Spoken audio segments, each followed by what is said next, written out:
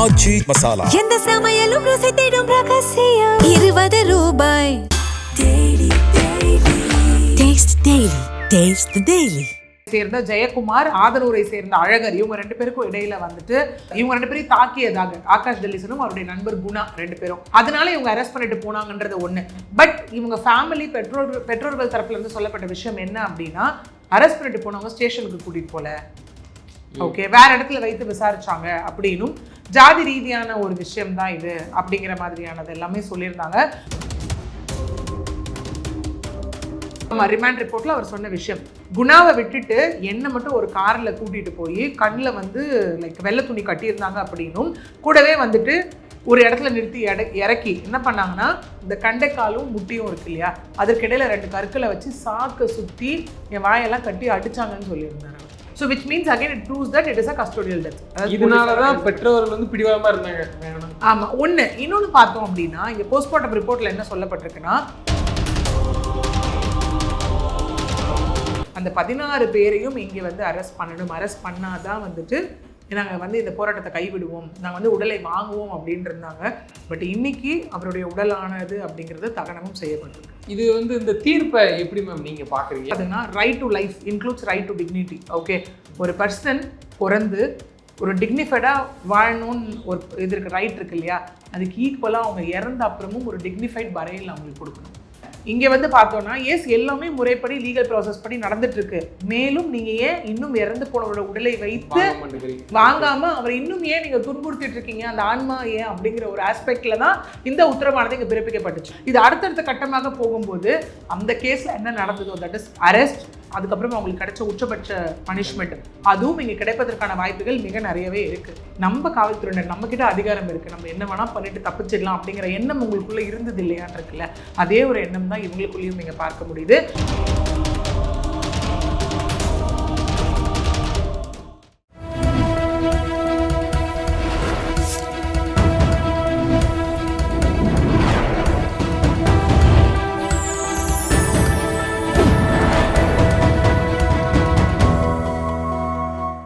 Channel 5 Tamil நேயர்களுக்கு வணக்கம். இன்றைய நேர்காணல் நம்மோடு பேச இருப்பது வழக்கறிஞர் பிரியதர்ஷினி அவர்கள். மேம் வணக்கம். மேம் வணக்கம் சார்.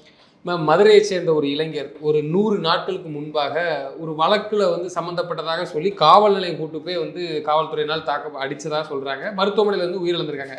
கிட்டத்தட்ட பாடி நாங்கள் வாங்க மாட்டோம் அப்படின்னு சொல்லி பெற்றோர்கள், ஊர் உறவினர்கள்லாம் வந்து மருத்துவ நிலையிலும் கோர்ட்டு உத்தரவு நிமித்தமாக வந்து இன்னைக்கு வந்து காவல்துறையினரே நாங்கள் வந்து பாடியை வந்து நாங்கள் எரிச்சிருவோம் அப்படின்லாம் சொல்லி இப்போ நடந்துட்டு இருக்கு, போராட்டம் பண்ணிட்டு இருக்கிறாங்க. இதை எப்படி பார்க்குறீங்க? நடந்தது என்ன மேம்? இது முதல்ல சரிதானா? ஓகே, எஸ், ஆக்சுவலி இந்த கேஸ் பொறுத்த வரைக்கும் திரும்ப நம்ம ஒரு வாட்டி இந்த கஸ்டோடியல் டெத் நடக்கும்போது நம்ம பேசக்கூடிய ஒரு விஷயம் வந்து, இனிமேல் இந்த மாதிரியான ஒரு கஸ்டோடியல் டெத் நடந்துடக்கூடாது அப்படிங்கிறது தான் நம்ம பேசிகிட்டு இருக்கோம். அதில் ஆரம்பிச்சு தான் இந்த ஜெயராஜ் பெனிக்ஸில் வந்து கொடுக்கப்பட்ட டபுள் டெத் பெனால்ட்டி 9 காவலர்களுக்கும் இல்லையா, அதுக்கப்புறம் அஜித்குமார் கேஸு, அப்புறம் இந்த ஆகாஷ் டெல்லிசன் அவருடைய கேஸு, இது பெருசாக பரபரப்பாக பேசப்பட்டது. ஏன்னா மார்ச் மாதம் இது நம்ம அந்த லைக் பொலிட்டிக்கல் ரீதியாக நமக்கு வந்து பார்த்தோம் அப்படின்னா எலெக்ஷன் அனௌன்ஸ் பண்ண டைமு இல்லையா, எல்லாரும் வந்து அனௌன்ஸ் பண்ணக்கூடிய டைம், எல்லாரும் கேம்பெயினிங் போக ஆரம்பித்த டைம், அந்த டைமில் வரப்பட்ட ஒரு விஷயம். அகெயின் இது முதல்ல மரண வழக்காக பதியப்பட்டு அதுக்கப்புறம் தான் இது கொலை வழக்காக மாற்றப்பட்டுச்சு ஆக்சுவலி. ஓகே, அதாவது மார்ச் 6ஆம் தேதியிலிருந்து இப்போ வரைக்கும் நமக்கு பார்த்தோன்னா இந்த மானாமதுரையில் இருக்கக்கூடிய கோர்ட்டில் ஆரம்பித்து அப்புறம் லைக் மதுரை பெஞ்சு, மெட்ராஸ் ஹைகோர்ட், அவங்க வந்துட்டு இதை வந்து எடுத்து விசாரித்து அதுக்கப்புறம் அவங்க பிறப்பித்த உத்தரவு எல்லாமே இதில் வந்து அடுத்தடுத்தினோட விளைவு தான் நமக்கு 3 நாளாக நடத்தப்பட்ட விஷயம். திங்கட்கிழமை அவங்க என்ன சொல்லியிருந்தாங்க அப்படின்னா, அவங்க லைக் அப்பா ராஜேஷ் கண்ணா அவர் தரப்புலேருந்து அவர் என்ன சொல்லியிருந்தாங்கன்னா, எங்களுக்கு 50 லட்ச ரூபா காம்பன்சேஷன் வேணும் அப்படின்னும், அப்படி கொடுத்தா பாடி வாங்கிக்கிறோம் இல்லை வாங்கிக்கிறோம்னு இல்லை, எங்களுக்கு என்னென்னலாம் நீதி வேணும்னு அவங்க சொல்லியிருந்தாங்களோ அது கூடவே இதில் சம்மந்தப்பட்ட 16 பேரை நீங்கள் அரெஸ்ட் பண்ணணும்னு சொல்லியிருந்தாங்க. 16 பேர் ஆமாம் அரெஸ்ட் பண்ணணும் இது அப்படின்னு சொல்லியிருந்தாங்க. இன்னொன்று இது SC/ST வழக்காக பதியணும் அப்படிங்கிற மாதிரியான விஷயத்த சொல்லியிருந்தாங்க. அதாவது நீதிபதி விக்டோரியா கௌரி அவர்கள் முன்பாக அவங்க என்ன சொல்லியிருந்தாங்கன்னா, இல்லை நீங்கள் வந்து முந்தா நேற்று, தட் இஸ் லைக் நேற்று முந்தா நேற்று நடந்தது, நேற்று லைக் வந்து நீங்கள் முந்தா நேற்று ஈவினிங் 5 o'clock நீங்கள் வந்து உடம்பை வாங்கலைன்னா, தட் இஸ் மண்டே இயரிங்க்கு வரப்போ வாங்கலைன்னா இதை வந்துட்டு அரசே வந்து தகனம் செய்யும், நல்லடக்கம் செய்யும் அப்படிங்கிற மாதிரி சொல்லியிருந்தாங்க. பட் ஆனால் அவங்க ஃபேமிலியில் யாரும் வந்து அக்செப்ட் பண்ணிக்க ரெடியாக இல்லை. ஸோ அதன் விளைவாக இங்கே என்ன பண்ணாங்க அப்படின்னா, அதாவது அந்த ஊரில் இருக்கக்கூடிய நம்ம வந்து அஃபீஷியல்ஸ் முன்பாக, அதாவது மாநகராட்சி ஆணையர், அந்த மாவட்ட கலெக்டரு, அரசு ராஜாஜி ஹாஸ்பிட்டலோட முதல்வர், ஓகே, இன்னும் அனைத்து தகுதி வாய்ந்த அதிகாரிகள் எல்லாரும் சேர்ந்து சேர்ந்து உடலை நல்லடக்கம் பண்ணணும் அப்படிங்கிற ஒரு ஆர்டரும் பிறப்பிச்சாங்க நேற்று. அதன் விளைவாக இப்போ வந்து ஆகாஷ் டெலிசன் அவர்களுடைய உடல் வந்து நல்லடக்கமும் செய்யப்பட்டிருக்கு. ஓகே, அங்கே என்ன சொல்லியிருந்தாங்க அப்படின்னா நீதிபதி அவர்களும் வந்துட்டு எஸ் சிபிசிஐடி இன்வெஸ்டிகேஷன் ஒரு பக்கம் போயிட்டுருக்கு. ஓகே, இன்னொன்று என்ன அப்படின்னா நீங்கள் கேட்ட கோரிக்கைகள் எல்லாமே வந்து இங்கே நிறைவேற்றப்பட்டுருச்சு அப்படின்னும். ஏன்னா முதற்கட்டமாக இதில் 6 போலீஸ் அஃபிஷியல் வந்துட்டு இன்ஸ்பெக்டர் சப் இன்ஸ்பெக்டர் உட்பட 6 பேர் வந்து சஸ்பெண்ட் பண்ணப்பட்டிருக்காங்க. மேலும் பிஎன்எஸ் ஆக்ட் 103 படியும் SC/ST ஆக்டும் okay prevention of atrocities act வன்கொடுமைக்கான இதுவுமே இங்கே பதியப்பட்டிருக்கு. ஓகே, ஸோ அது ஒன்று. அப்படி இருக்கும்போது இதில் காம்பன்சேஷன் பார்த்தோன்னா நமக்கு ஆல்ரெடி இதில் வந்துட்டு முதல்ல ஒரு 12 லட்ச ரூபாய் அதாவது கொடுக்கப்பட்டது. ஓகே, காம்பன்சேஷன் 6 லட்ச ரூபாய் தான் கொடுக்கப்பட்டது. 12 லட்ச ரூபாய் கொடுக்கணும்னு சொல்லியிருந்தாங்க. இது வந்து கோரிக்கை வச்சது யாரு? எங்களுக்கு நிதி கொடுங்கன்னு கோரிக்கை வச்சது இல்லை அரசே கொடுத்துச்சா? இல்லை அரசு. ஏன்னா இங்கே வந்து பார்த்தீங்கன்னா SC/ST ஆக்ட் படி வந்துட்டு காம்பன்சேஷன் கொடுத்தாங்க ஒன்று இருக்கு. ஓகே, ஸோ அதுபடி தான். இல்லை, இது வந்து தவறு இருக்கும் பட்சத்தில் தானே அந்த மாதிரி அரசு முன் வந்து பணம் கொடுக்குறது. ஏன்னு பார்த்தீங்கன்னா அந்த இடத்துல அது ஏன் திரும்ப நம்ம கஸ்டோடியல் டெத் அப்படின்னு சொல்கிறோம்னா மார்ச் இந்த 6ஆம் தேதி 5/6 நடந்த ஒரு விஷயம். ஃபர்ஸ்ட் அந்த ஆகாஷ் டெலிசனை வந்து அரெஸ்ட் பண்ணுறாங்க. எதற்காக அப்படின்னா இந்த ஜீவா நகரை சேர்ந்த ஜெயக்குமார், ஆதனூரை சேர்ந்த அழகர், இவங்க 2 பேருக்கும் இடையில வந்துட்டு இவங்க 2 பேரையும் தாக்கியதாக ஆகாஷ் டெலிசனும் அவருடைய நண்பர் குணா 2 பேரும். அந்த வீடியோ கூட இப்போ வைரல் ஆச்சு இல்லையா? அந்த வெற்ற வீடியோ கூட வைரல் ஆச்சு. அதனால இவங்க அரெஸ்ட் பண்ணிட்டு போனாங்கன்றது ஒன்று. பட் இவங்க ஃபேமிலி பெற்றோர்கள் தரப்புல இருந்து சொல்லப்பட்ட விஷயம் என்ன அப்படின்னா அரெஸ்ட் பண்ணிட்டு போனவங்க ஸ்டேஷனுக்கு கூட்டிட்டு போல, ஓகே, வேற இடத்துல வைத்து விசாரிச்சாங்க அப்படின்னும் ஜாதி ரீதியான ஒரு விஷயம் தான் இது அப்படிங்கிற மாதிரியானது எல்லாமே சொல்லியிருந்தாங்க.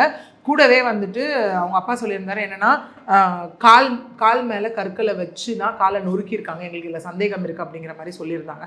அதனால அவர் என்ன பண்ணாருன்னா ஸ்டேஷன் இல்லாமல் அங்கே இருக்கக்கூடிய ராஜாஜி ஹாஸ்பிட்டலில் வந்து கவர்மெண்ட் ஹாஸ்பிட்டலில் அவர் அட்மிட்டும் பண்ணப்பட்டிருந்தார். ஓகே, அட்மிட் பண்ணப்பட்ட நிலையில தான் என்ன ஆச்சு அப்படின்னா ஜுடிஷியல் மேஜிஸ்ட்ரேட் அங்கே போயிட்டு இங்கே ரிமாண்ட் ரிப்போர்ட் எடுத்தாங்க. என்னைக்குன்னு பார்த்தோம்னா மார்ச் 7ஆம் தேதி வந்துட்டு ரிமாண்ட் ரிப்போர்ட் எடுக்கிறாங்க. கடைசியில் அது என்ன ஆயிடுச்சுன்னா அந்த ரிமாண்ட் ரிப்போர்ட்டே டையிங் டிக்ளரேஷனாக மாறிடுச்சு. ஏன்னா ஒரு மனிதர் சாகும் தருவாயில் அதாவது சாகிறதுக்கு முன்னாடி ஏதாவது ஸ்டேட்மெண்ட் கொடுத்தாங்க அப்படின்னா அது வந்துட்டு டையிங் டிக்ளரேஷன் சொல்லுவோம். ஜெனரலாக நம்ம கன்ஃபெஷன் ஸ்டேட்மெண்ட்னு சொல்லுவோம் அவங்க கொடுக்கக்கூடியதை. ஓகே, ஆமாம், இதில் சார்ஜ் ஷீட்டில் இன்க்ளூட் பண்ணப்பட வேண்டிய ஒன்று இல்லையா?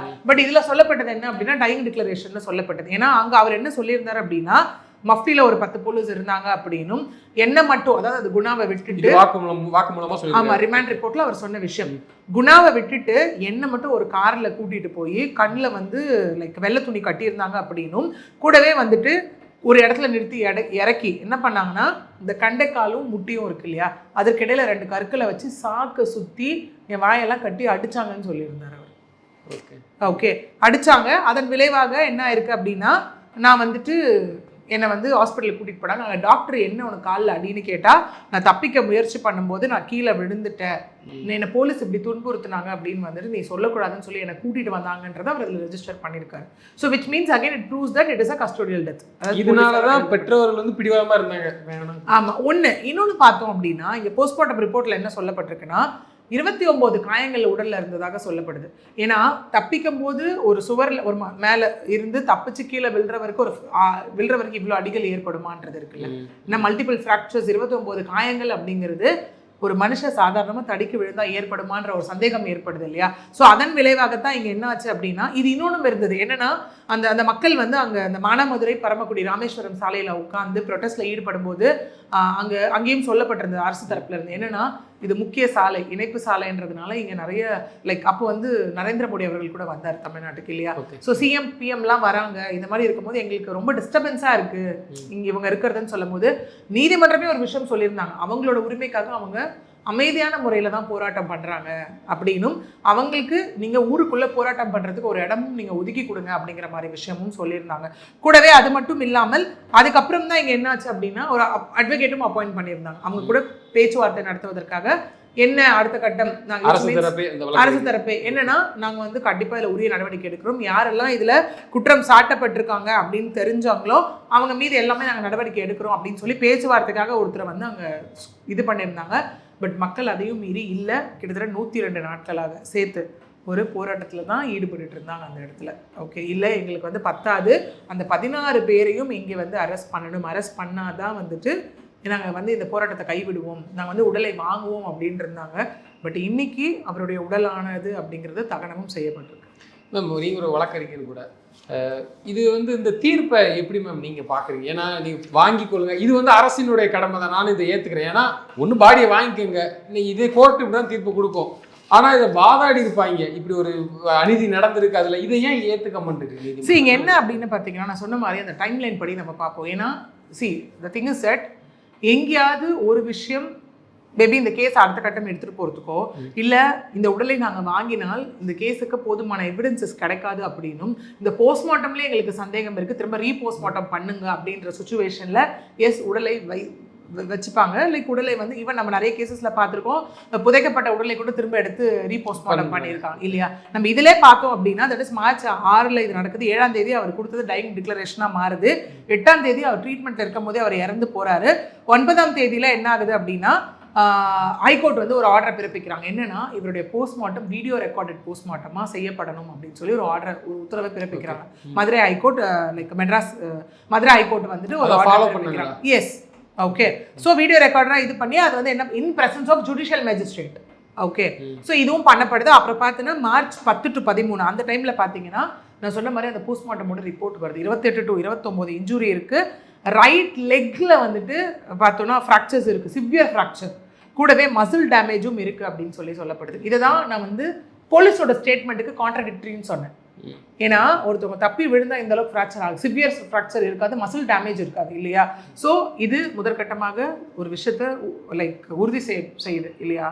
இது வந்து போலீஸாரால் தாக்கப்பட்டு ஒரு கஸ்டோடியல் டெத்தாக இருக்கலாம் அப்படிங்கிறதுக்கான ஒன்று. ஸோ இது இப்படியே போகுது. பட் இங்கே என்ன பண்ணுறாங்கன்னா இன்னும் பீப்புள் அங்கே நடத்தக்கூடிய போராட்டத்தெல்லாம் பார்த்துட்டு மதுரை கிளை என்ன பண்ணுறாங்கன்னா ஹைகோர்ட் வந்துட்டு இந்த கேஸை சிபிசிஐடிக்கு வந்து ட்ரான்ஸ்ஃபர் பண்ணியிருக்காங்க. ஆமாம், மதுரை ஹைகோர்ட். ஓகே, ஸோ அதுக்கப்புறம் என்ன ஆகுதுன்னா இது வந்து மார்ச் மாதம் ஃபுல்லாக நடக்குது. ஏப்ரல் டு மே என்ன நடக்குது அப்படின்னு பார்த்தீங்கன்னா பிஎன்எஸ் ஆக்ட் போட்டிருந்தாங்க இல்லையா. அதான் ஐ மீன் மரண வழக்காக பதியப்பட்டிருந்தது இல்லையா, அது பிஎன்எஸ் ஆக்ட்லேயும் SC/ST ஆக்ட்லேயும் பதியப்படுது. அதில் தான் 6 போலீஸ் பர்சனலை உள்ளே வந்துட்டு சஸ்பெண்ட் பண்ணுறாங்க. இன்ஸ்பெக்டர் அண்ட் SI உட்பட இது வழக்கில் உள்ளே எடுத்துட்டு அவங்கள சஸ்பெண்ட் பண்ணுறாங்க. தட் இஸ் துறை ரீதியான நடவடிக்கை முதற்கட்டமாக அங்கே வந்து நிகழ்த்தப்படுது. அது மட்டுமே போதுமானது நீங்கள் பார்க்குறீங்களா? ஏன்னா பெரிய பாடம் ஃபெலிக்ஸ் ஜெயராஜுக்கு பெரிய பாடம். ஆமாம், அதனால கேட்குறேன். இப்போ என்னன்னு பார்த்தீங்கன்னா அது மட்டுமே போதுமானது கிடையாது. ஏன்னா நம்ம கேஸ் இது வரைக்கும் இது இன்னும் முடிவுறலை. ஏன்னா இன்னும் சார்ஜ் ஷீட் ஃபைல் பண்ணப்படலை இல்லையா. இப்போ இன்வெஸ்டிகேஷன் இஸ் அண்டர் ப்ராசஸ் அப்படிங்கிற போது முதற்கட்ட ஏன்னா அவர் என்ன சொல்லியிருக்காங்கன்னா 10 பேர் மஃப்டியில் வந்தாங்க அப்படின்ற மாதிரியான விஷயமும் அவர் ஸ்டேட்மெண்ட்டில் கொடுத்துருக்காரு இல்லையா. ஸோ முதற்கட்டமாக 6 போலீஸ் லைக் ப்ரொஃபஷனல் வந்து சஸ்பெண்ட் பண்ணப்பட்டாங்க. ஓகே, ஏன்னா நம்ம அந்த ஜெயராஜ் பனிக்ஸ் விஷயத்திலே பார்க்கும்போது சஸ்பெண்ட் தென் அரெஸ்ட் அப்படிங்கிற ஒரு விஷயம் தான் போச்சு இல்லையா. இது அடுத்தடுத்த கட்டமாக போகும்போது அந்த கேஸில் என்ன நடந்ததோ தட் இஸ் அரெஸ்ட், அதுக்கப்புறம் அவங்களுக்கு கிடைச்ச உச்சபட்ச பனிஷ்மெண்ட், அதுவும் இங்க கிடைப்பதற்கான வாய்ப்புகள் மிக நிறையவே இருக்கு. நடக்கதான் செய்யும். ஆனா இப்ப இதுக்கு இடையில என்ன இவங்க போறீங்க, நான் பாடி அதுக்கு கூட வாங்கிட்டு போயிருக்கலாமா பேரண்ட். ஓகே, கோர்ட்ல இருக்குது, அது பிரச்சனை இருக்குது, அது தீர்ப்பு இன்னும் முழுமையான தீர்ப்பு இன்னும் வரல அப்படின்ட்டு பாடி வாங்கி ஏன் பாடியை வாங்காம அப்படி அவங்களோட இது என்னன்னு பாத்தீங்கன்னா இதுல இல்லங்க 14 பேர் இதுல சம்பந்தப்பட்டு 14 பேர் சேர்க்கிறாங்க. இல்ல அவங்க என்ன பாத்தீங்கன்னா மே 8ஆம் தேதி அவங்க டிஸ்ட்ரிக்ட் கலெக்டர் கிட்ட போயிட்டு ஒரு மனுவும் கொடுத்துருந்தாங்க. என்னன்னா இந்த இன்வெஸ்டிகேஷன்ஸ் போகுது இல்லையா, இதுல வந்து டிலே இருக்கு அப்படின்னு சொல்லி அவங்க வந்து ஒரு இதுவும் இன்னும் அரெஸ்ட் பண்ணல சம்மந்தப்பட்டவங்கள, இதில் டிலே இருக்குன்னு சொல்லி ஒரு மனுவும் கொடுத்துருந்தாங்க. ஓகே, உடனே இதில் என்ன பண்ணுறாங்க, ஜூன் மாதமே ஹைகோர்ட் வந்து இதில் உள்ள வந்து திரும்ப இன்டர்வென்ட் பண்ணுறாங்க. இன்டர்வென்ட் பண்ணி அவங்க என்ன சொல்கிறாங்கன்னா விசாரணையானது முறைப்படி இங்கே நடந்துக்கிட்டு தான் இருக்குது, போஸ்ட்மார்ட்டம் ப்ராப்பராக பண்ணியாச்சு, அதுக்கான எவிடன்ஸ் எல்லாமே எங்ககிட்ட வந்தாச்சு, இதற்கு மேலும் நீங்கள் வந்து உடலை வைத்திருக்கணும் அப்படின்னு ஏன் நீங்கள் சொல்கிறீங்க அப்படிங்கிறது தான். இங்கே 2 விஷயம். கோர்ட்டுக்கு இந்த மாதிரியான ஒரு ஆர்டர் போடுறாங்க அப்படின்னும் போது அது எந்த லைக் அவங்களுக்கு என்ன பவர் இருக்குது அதன் அடிப்படையில் அப்படின்னு பார்த்தோம்னா ஆர்டிகல் 21 ஆஃப் இந்தியன் கான்ஸ்டியூஷன்ஸ் என்னன்னு பார்த்தீங்கன்னா இந்தியன் கான்ஸ்டியூஷன் என்னன்னு பார்த்தீங்கன்னா right to life includes right to dignity. Okay, ஒரு பர்சன் பிறந்து ஒரு டிக்னிஃபைடாக வாழணும்னு ஒரு இது இருக்கு, ரைட் இருக்கு இல்லையா, அதுக்கு ஈக்குவலாக அவங்க இறந்த அப்புறமும் ஒரு டிக்னிஃபைட் பரியல் அவங்களுக்கு கொடுக்கணும். ஓகே, ஸோ அப்படி இருக்கக்கூடிய அடிப்படையில் இங்கே வந்து பார்த்தோன்னா எல்லாமே முறைப்படி லீகல் ப்ராசஸ் படி நடந்துட்டு இருக்கு. மேலும் நீங்கள் ஏன் இன்னும் இறந்து போனவரோட உடலை வைத்து வாங்காமல் அவர் இன்னும் ஏன் நீங்கள் துன்புறுத்திட்டு இருக்கீங்க, அந்த ஆன்மா ஏன் அப்படிங்கிற ஒரு ஆஸ்பெக்டில் தான் இந்த உத்தரவானது இங்கே பிறப்பிக்கப்பட்டுச்சு. Okay, at the same time இப்போ இன்னொரு விஷயமும் இப்போ அடிபட்டுச்சு, இவங்க வந்து அப்பீல் போகிறாங்க பாதிக்கப்பட்ட குடும்ப தரப்புல இருந்து அப்படிங்கிற மாதிரி.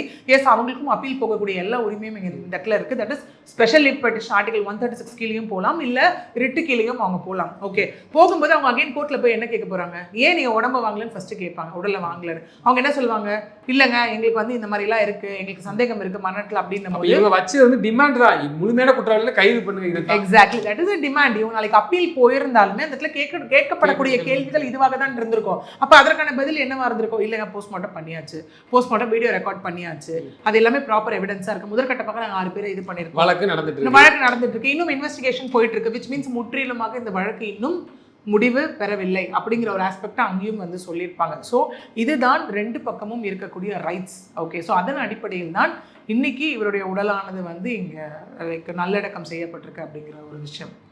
இன்னொரு விஷயம் மேம், இப்போ வந்து உறவினர்களே இல்லாமல் அரசு தரப்பு ஊழியர்களே இந்த விஷயத்த பண்ணுறாங்கிறது வந்து எவ்வளோ பெரிய ஒரு விஷயமா நீங்கள் பார்க்குறீங்க? ஏன்னா பேரண்ட் கூட இதில் இல்லை அவங்க போகலாமா, இல்லை நாங்கள் கலந்துக்கலாமா, அதெல்லாம் இருக்குமா மேம்? இல்லை அரசு இந்த மாதிரி கோர்ட் உத்தரவு வந்துச்சுன்னா அரசு அதிகாரிகளே இது பண்ணிப்பாங்கன்னா அவங்கள உள்ள விட மாட்டாங்களா? இல்லை அப்படியெல்லாம் கிடையாதுங்க. என்னன்னு பார்த்தீங்கன்னா அப்படி உள்ளவே விட மாட்டாங்க அப்படின்னும் போது அந்த தகன மேடை முன்னாடி கொண்டு போய் வைக்கும் போது ஃபேமிலி அங்கே போயிருந்தாங்க இல்லையா. முதற்கட்டமாக அவங்க வாக்குவாதத்தில் ஈடுபடும் போது ஒரு 14 ரிலேட்டிவ்ஸை வந்து போலீஸ் வந்து கைதும் பண்ணாங்க. அது வந்து தடுக்கிறாங்க அப்படிங்கிற ஒரு அடிப்படையில் இல்லையா. பட் நம்மளே அந்த வீடியோஸ் கிளிப்பிங்ஸ் எல்லாம் வெளில வரது பார்த்துருந்தோம். ஃபேமிலி ஒட்டுமொத்தமாக அங்கே போய் இருந்த ஒரு விஷயம். இங்கே என்ன சொல்லப்பட்டதுன்னா, ஆல்ரெடி ஒரு கேஸ் இன்வெஸ்டிகேஷன்ல இருக்கு, அது நீதிமன்றம் வரைக்கும் வந்துருச்சு. ஓகே, அப்படி இருக்கும்போது இது வந்து இந்த அதிகாரிகளுடைய மேற்பார்வையில் இந்த அதிகாரிகள் முன்னெடுத்து அவங்களுக்கு தகுந்த போலீஸ் பாதுகாப்போடு இந்த நல்லடக்கமானது நடைபெறணும் அப்படிங்கிற ஒரு ஆர்டர் தான் இங்கே பிறப்பிக்கப்பட்டுச்சே தவிர்த்து இல்லை குடும்பத்தாரை வந்து தவிர்த்திடணும், அவங்க பங்கேற்கக்கூடாது அப்படிங்கிறதுலாம் கிடையவே கிடையாது. வந்து பார்த்துக்கலாம் தாராளமாக. ஏன்னா அவங்க வெளியில வச்சு பார்த்துட்டு அதோடு அவங்க அனுப்பிட்டாங்க. ஓகே, நமக்கே தெரியும் ஒரு 100-102 நாட்கள் கழித்து அந்த முகத்தை திறந்து பார்க்குறப்போ எவ்வளோ ஒரு வலி வேதனை இருக்கும்னு நமக்கே தெரியும் இல்லையா. ஸோ அதெல்லாம் தாண்டி தான் இந்த ஃபைனல் ஒரு விஷயம் வந்து நடந்தது. எந்தவித ரெஸ்ட்ரிக்ஷன்ஸும் எந்தவித உத்தரவும் அப்படி பிறப்பிக்கப்படலை. இது போன்ற இனி ஒரு செயல், ஏன்னா இது தொடர்ச்சியாக நடக்குது மேம். நீங்களும் வழக்கறிஞர் பிரிவை சேர்ந்தவர்களும் நல்லா கடுமையாக எதிர்க்கிறீங்க. அதாவது நியாயப்படி நீங்கள் குற்றவாளிகளை விசாரணை பண்ண, இந்த மாதிரி அத்துமீறல்கள் வந்து இது போன்ற தொடர்ச்சியாக நடக்குது. இது எப்படி மேம் கடந்து போகிறது? ஒரு பெரிய ஃபெனிக்ஸ் இதில் இருந்திருக்கு, திரும்ப இது நடக்கிற மாதிரியே தெரியுது. இதுக்கு ஒரு முற்றுப்புள்ளி வருமா? இவங்க வந்து விசாரணைக்குன்னு கூட்டு போகிறது, இந்த மாதிரி போய் பண்ணுறது, கண்ணை கட்டி ஏன் விசாரணைக்கு போகிறாங்க அப்படியே ஓடி போயிட போகிறாங்க. இது வெளியில் அப்பட்டமாக தெரியுது. இந்த கால் கட்டு போடுறது, பொய் கட்டு போடுறது தொடர்ச்சியாக நடக்குது மேம். இது முற்றுப்புள்ளியே கிடையாதா? எஸ், இங்கே 2 விஷயம் பார்க்கப்படுது. என்னன்னு பார்த்தீங்கன்னா இதுலேயும் வந்து SC/ST ஆக்ட் போடப்பட்டிருக்கு இல்லையா. இங்கே 2 விஷயம் தான். ஒன்று வந்து காவல்துறையினரோ இல்லை அந்த மாதிரி ஒரு ரெஸ்பான்சிபிள் பொசிஷனில் உட்காரக்கூடிய எந்த அதிகாரிகளும் ஜாதியின் பெயரில் எந்தவித வித்தியாசமும் பார்க்க இதில் அந்த துன்புறுத்தல் நடந்திருக்கப்போ SC/ST ஆக்ட் போட சொல்லியிருக்காங்க இல்லையா. ப்ரிவென்ஷன் ஆஃப் அட்ராசிட்டி ஆக்ட்னா ஏன் பண்ணுறாங்க ஒரு அரசு தான். சரி, இங்கே என்னென்னு பார்த்தீங்கன்னா 2 விஷயம். இன்னும் நான் தான் சொல்ல வந்தேன் என்னென்னா அந்த அதிகாரத்தில் உட்காரக்கூடியவர்கள் வந்து எப்பவுமே அன்பயாஸ்டாக தான் இருக்கணும். ஏன்னா ஜாதி ரீதியாக அப்படிங்கிற ஒரு விஷயம் எந்த ஒரு காமன் பர்சனுமே பார்க்கக்கூடாது அப்படின்னும் போது அவங்க பார்க்கக்கூடாது அந்த இடத்துல. இந்த கேள்வி ஏன் கேட்குறோம்னா, முக்குலத்தர் அதாவது தேவர் அமைப்பை சேர்ந்தவர்களுமே இதுக்கு வந்து கண்டனம் தெரிவிச்சிருக்காங்க. ஒரு சில பேர் தலைவர்கள் அந்த பையனுக்கு ஒரு நியாயம் வேணும். அதனால தான் அந்த கேள்வி. இங்கே வந்து பார்த்தீங்கன்னா தவறு யாருக்கு நடந்தாலும் தவறு தான். ஓகே, அது வந்து நம்ம ஒட்டுமொத்தமாக ஒருத்தர் செய்யக்கூடிய தவறுனால ஒட்டுமொத்தமாக இந்த ஜாதியினர் இப்படி பண்ணிட்டாங்க அப்படின்னு நம்ம சொல்லிட முடியாது. இது ஒரு மனித மீறல். ஆமாம், எக்ஸாக்ட்லி, அதுதான். ஓகே, ஸோ அப்படி இருக்கு. இன்னொன்று என்ன அப்படின்னா, இந்த ஜெயராஜ் பெனிக்ஸ் விஷயத்தில் நீங்கள் எடுத்து பார்த்துட்டிங்கன்னா ஃபைனலாக ஜட்மெண்ட் கொடுக்கும்போது ஜட்ஜ் அவர்கள் ஒரு விஷயம் சொன்னாங்க. என்ன அப்படின்னா அங்கே இருக்கக்கூடியவர்கள் எப்பவுமே கடைசியாக இந்த ஜட்மெண்ட் கொடுக்கும்போது அவங்க கிட்ட கேட்கறது தான், நீங்கள் என்ன சொல்கிறீங்க அப்படின்னு அந்த குற்றவாளிகள் கிட்ட, குற்றம் சுமத்தப்பட்டவர்கள் கிட்ட கேட்கும் போது இல்லை அவங்க சொல்லக்கூடிய காரணங்கள் அந்த இடத்துல இருக்கும். என் குடும்பத்தில் என்ன நம்பி இத்தனை பேர் இருக்காங்க, இப்படி இருக்காங்க, நான் திருந்திடுறேன்னு கேட்கும் போதெல்லாம் அங்கே நீதிபதி அவர்கள் சொன்ன ஒரு விஷயம், நீங்கள் திருந்தணும் அப்படின்னா உங்களுக்கு திருந்தறதுக்கான நிறைய ஸ்பேஸ் அந்த இடத்துல இருந்தது இல்லையா. விச் மீன்ஸ் இரவு கூட்டம் வந்து அடிச்சிருக்கீங்க, விச் மீன்ஸ் போலீஸ் அடிக்கக்கூடாதுன்னு உங்களுக்கு நல்லா தெரியும். இரவு முழுக்க அப்பாவும் பையனும் நம்ம அடிச்சு பழகிறதுக்கு கிடைச்சிட்டாங்கன்னு சொல்லி நீங்கள் அடிச்சா அவங்க உயிர் போயிடுன்னு உங்களுக்கு தெரியும். Which means you know the consequences இல்லையா. 3வது என்ன அப்படின்னா, சரி அடிச்சிட்டிங்க எல்லாம் பண்ணிட்டீங்க, எங்கேயாவது நீங்கள் மனசு திருந்தி எங்கேயாவது ஒரு இடத்துல ரியலைஸ் பண்ணி அவங்களை கொண்டு போய் ஹாஸ்பிட்டலில் சேர்த்ததுன்னா அவங்க நேரத்துக்கு உயிர் பொழைச்சிருப்பாங்க இல்லையா. அப்போ விச் மீன்ஸ் நம்ம காவல்துறையினர் நம்மக்கிட்ட அதிகாரம் இருக்குது, நம்ம என்ன வேணால் பண்ணிட்டு தப்பிச்சிடலாம் அப்படிங்கிற எண்ணம் உங்களுக்குள்ளே இருந்தது இல்லையான்னு இருக்குல்ல. அதே ஒரு எண்ணம் தான் இவங்களுக்குள்ளேயும் நீங்கள் பார்க்க முடியுது. அதே ஒரு எண்ணம் தான் போகும்போது அந்த அஜித்குமார் வழக்கிலையும் பார்க்க முடியுது. அந்த அஜித்குமார் வழக்கிலலாம் அந்த சாவி போடுற ஓட்டவிலையே எடுத்த ஒரு வீடியோ தானே இன்றைக்கி வந்துட்டு பெரிய எவிடன்ஸாக நிற்கிது அந்த இடத்துல. இன்றைக்கி இவரே வந்துட்டு ஒரு ரிமாண்ட் ரிப்போர்ட்டில் போயிட்டு ஒரு ஸ்டேட்மெண்ட் கொடுத்தது தான் டையிங் டிக்ளரேஷனாக மாறி இந்த அளவுக்கு நிற்குது. Plus postmortem report, as scientific evidence, digital evidence, சுற்றி பார்த்த விட்னஸ் இவங்க எல்லாம் இருக்காங்க அப்படின்னும் போது அந்த பாதிக்கப்பட்டவர் டையிங் டிக்ளரேஷனாக கொடுத்தது அப்படிங்கிறது ரொம்ப ஸ்ட்ராங்காக எடுக்கக்கூடிய ஒரு எவிடன்ஸ். தட் இஸ் ட்ரையல் ஸ்டேஜில். ஓகே, அப்படி இருக்கும்போது எஸ், இப்போ பார்த்தீங்கன்னா நம்ம போலீஸ் தானே அப்படின்னு சொல்லி அவங்களுக்கு தண்டனை கொடுக்காம விட்டுட்டாங்களா? போலீஸ் தான் இன்வால்வ் ஆனாங்க. டபுள் டெத் பெனால்ட்டி, இரட்டை கொலைன்றதுனால இரட்டை தூக்கு தண்டனை. கண்டிப்பாக நாளைக்கு அவங்க அப்பீல் போனாலும் அவங்களால அதுலேருந்து தப்பிக்கவே முடியாது அப்படிங்கிற ஒரு ஃபேக்டர் இருக்குது. அப்போ விச் மீன்ஸ் எல்லாருக்கும் சொல்கிற மாதிரியான ஒரு விஷயம், தண்டனைகளும் கடுமையாகத்தான் இருக்குது, சட்டங்களும் கடுமையாகத்தான் இருக்குது. பட் மாற்றம் அப்படிங்கிறது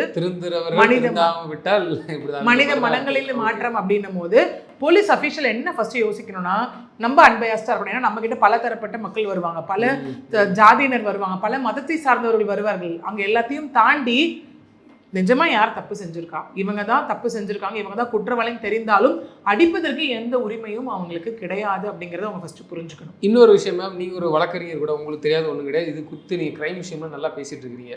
குறிப்பா தென் மாநிலம், இந்த மதுரை, திருநெல்வேலி, தூத்துக்குடி, இங்க போடுறவங்களையுமே வந்து சாதி ரீதியாவே போட்டுக்கிறாங்க அப்படி ஒரு குற்றச்சாட்டு இருக்கலாம் மேம். மித்த சிட்டி சைடு இது பெருசா வராது. சிட்டி சைடு வந்து இது வரைக்கும் நீங்க பாத்தீங்கன்னா இல்ல, ஜாதி பார்த்து பழகக்கூடியதோ ஜாதி வைத்து இது பண்ணக்கூடியதோ இல்ல. இப்ப அந்த சைடு வந்து குறிப்பா இது திட்டமிட்டு வந்து காவல்துறை, நீங்க தூத்துக்குடியா இப்போ அதுல வந்து இந்த சமூகம் இருக்கா, அதுல இந்த சமூகம் இருக்கா, அதுல எப்படி போடுறாங்க காவல்துறையினருமே அதுல ஒரு டீமா போடுவாங்க, ஒரு யூனிட்டுங்கிற மாதிரி, ஒரு காவல்துறை அப்படி ஒரு காவல்துறை யூனிட்டுங்கிற மாதிரி போடுறாங்க. ஏன்னா இந்த குற்றச்சம்பவங்கள் குறிப்பா தென் மாவட்டங்கள் அதிகமாக இருக்கு, மதுரை, திருநெல்வேலி, தூத்துக்குடி. அதுல வந்து திட்டமிட்டு இப்படி போடுற மாதிரி இருக்கா? ஏன்னா காவல்துறை மேல மக்கள் கடுமையா குற்றச்சாட்டுறாங்க. இப்போ சமீபத்துல கூட ஒரு கோயில் திருவிழா நீங்க வரக்கூடாதுன்னு சொல்லி ஒரு நேற்று கூட ஒரு நியூஸ்ல ஒன்று பார்த்தேன். அப்ப எதோட ஆதங்கமா இருக்குன்னா, அவங்க அந்த சாதியை சேர்ந்தவங்க, எங்களுக்கு நீதி கிடைக்காது, அவங்க வேணுக்கிட்டே பண்றாங்க, இவங்க ஆளுகளை போட்டிருக்காங்க, அவங்க ஆளுகளை, அப்படி ஒரு குற்றம் வருதுல்ல மேம். அதுக்கு எந்த ஒரு நடவடிக்கை எடுத்தபாடு இல்லையா மேம்? இங்க பாத்தீங்கன்னா எஸ், அப்பாயின்மெண்ட் வைஸ் ஜாதி பார்த்து போடப்படுது அப்படின்னு கேட்டா அப்படி இருக்கா? தென் மாநிலங்கள்ல காவல்துறை நியமிப்பதுல வந்து இருக்கா? இல்ல, காவல்துறை நியமனம் அப்படிங்கிறது வந்துட்டு அது எந்த மாநிலம், அது ரூரல் பிளேஸா இருந்தாலும் சரி, அர்பனா இருந்தாலும் சரி, சொல்ற மாதிரி கிராமங்கள் ஆரம்பிச்சு சிட்டி வரைக்கும் பார்க்கும்போது ஜாதி ரீதியான அடிப்படையில் எதுவுமே இங்க நடக்க போறது அவங்க எஃபிஷியன்சின் அடிப்படையில தான் வந்துட்டு அங்க நடக்க போகுது. ப்ரமோஷன்ஸ் இது எல்லாமே கண்டிப்பா. அப்ப இந்த ஒரு எதிர்ப்பு மக்கள் மத்தியில தெரியுது மேம், அது நம்ம பாக்குறோம். அது ஏன் வருது? அதற்கு காரணம் வந்து அந்த தனி மனிதர் அவங்க வந்து அவங்க கிட்ட பவர் இருக்கணும், இது இருக்குன்னு நினைச்சிட்டு அவங்க பண்ற விஷயம். ஃபார் எக்ஸாம்பிள் இப்படியே எடுத்துக்கலாமே, இங்க நம்ம யோசிக்கும் போது ஒரு பக்கம் தலித் சமூகத்தை சார்ந்தவர்கள், இன்னொரு பக்கம் எடுத்துக்கலாம். ஓகே, அந்த மாதிரி இருக்கும் போது அந்த பர்டிகுலர் சமூகத்தை சார்ந்த எல்லா காவல்துறையினரும் அப்படி இருக்காங்களா? ஈவன் நம்ம எந்த எடுத்துக்கோங்க, இந்த சொன்ன சவுத் பிளேசஸ்ல எல்லாம் நம்ம அப்பாயிண்ட் பண்ணாலும் எல்லா காவல்துறையினரும் அப்படி இருக்காங்கன்னு கேட்டா கிடையாது. யாரோ ஒருத்தர் அவங்க ரத்தத்துல ஊறி போன அந்த ஜாதி வெறினால இப்படி பண்ணும் போது என்ன ஆகுதுன்னா, அவங்க டார்கெட் எப்படி இருக்குன்னா இந்த மாதிரியான மக்களை நோக்கிதான். ஓகே, அதாவது இந்த மாதிரி வந்து பிற்படுத்தப்பட்டவர்களை நோக்கி தான் அவங்களுடைய டார்கெட் இதுவே இருக்கும். இந்த மாதிரியான ஒரு சம்பவங்கள் வெளியில வரும்போது நாளைக்கு பெருசாகி கண்டிப்பா. ஏன் இந்த கேள்வி நான் எக்ஸ்ட்ராவா கேட்கறோம்னா, ஒரு சில காவல்துறை அதிகாரிகளுமே இல்லை பிசி கான்ஸ்டபிளாக இருக்காலும் சரி, புதிதாக இந்த யங்ஸ்டர்ஸ்லாம் போகிறாங்கல்லக்கா, அவங்களுக்குமே ஒரு சில இதில் நான் ரீல்ஸில் பார்க்குறேன் இருக்குது. இல்லை நீ நம்ம ஊருக்காரன், நான் போலீஸில் சேர்ந்துட்டேன், அதுலேயுமே அவங்களுமே அது தெரிஞ்சு பண்ணுறாங்களா தெரியாமல் பண்ணுறாங்களா, அவங்களும் படித்து தான் வந்திருப்பாங்க. அவன் என்ன பண்ணுறாங்கன்னா அதுலேயுமே ஒரு விஷயத்த காமிக்கிறாங்க, நம்ம ஆளுங்க அப்படிங்கிறதெல்லாம் இருக்குது. அதனால நான் அதை கேட்குறேன். இது அகைன் பார்த்தோம்னா இந்த இம்ப்ளிமெண்டேஷன் ப்ராசஸ் உள்ளுணர்வு அவங்களுக்கு அந்த சாதி பற்றுங்கிறது இருக்கதான் செய்தாங்க, இன்னும் இருக்கதான் செய்தாது. எந்த ஒரு இடத்துல போனாலும் வந்து ஒரு வளர்ந்து வந்துட்டோம், இருக்கக்கூடாதுன்றதுதான் விஷயம். ஏன்னா இப்ப பாத்தீங்கன்னா இந்த மாதிரியான ஒரு விஷயம் வருது அப்படின்னா, இது தொடர்ச்சியாக நடக்குது அப்படின்னும் போது மேபி டுவர்ட்ஸ் அதுல அந்த ப்ரிவென்டிவ் நம்ம சொல்றோம் இல்லையா, ஒரு குற்றம் நடந்துருச்சு அப்படின்னும் போது அடுத்தது காவல்துறையினருக்கு வந்துட்டு நம்ம அங்க தண்டனை கொடுக்குறோம் அப்படிங்கிறது எஸ், அது ஒரு பக்கம். அதை தாண்டி இந்த மாதிரியான ஊர்கள் கிட்ட மக்கள் யாராவது பாதிக்கிறாங்க, இந்த மாதிரியான மக்கள் தொடர்ச்சியாக வெளியில வந்து சொல்றாங்க அப்படின்னும் போது ப்ரிவென்டிவ் மெஷரும் அந்த இடத்துல கண்டிப்பாக தேவை. நீங்கள் காவல்துறையினராகவே இருந்தாலும் உங்கள் ஜாதி ரீதியான அத்துமீறல்கள் அந்த இடத்துல இருந்தா நீங்க இம்மீடியட் டிஸ்மிஸ், உங்க மீது இமீடியட்டா கேஸ் ஃபைல் பண்ணப்படும், துறை ரீதியாக பிளஸ் உங்க மீது இமீடியட்டா கேஸ் ஃபைல் பண்ணப்படும் அப்படின்ற ஒரு ப்ரிவென்டிவ் விஷயத்தை நம்ம மேபி இன்னும் கொண்டு வரோம். அப்படிங்கிற பட்சத்துல இந்த பாகுபாடு அப்படிங்கறது வந்து நம்ம தவிர்க்கிறதுக்கான வழியை நோக்கி நம்ம டிராவல் பண்ணலாம். நிச்சயமாக தொடர்ந்து பல்வேறு கேள்விகளுக்கு பதிலளித்தமைக்கு நன்றி மேம். நன்றி.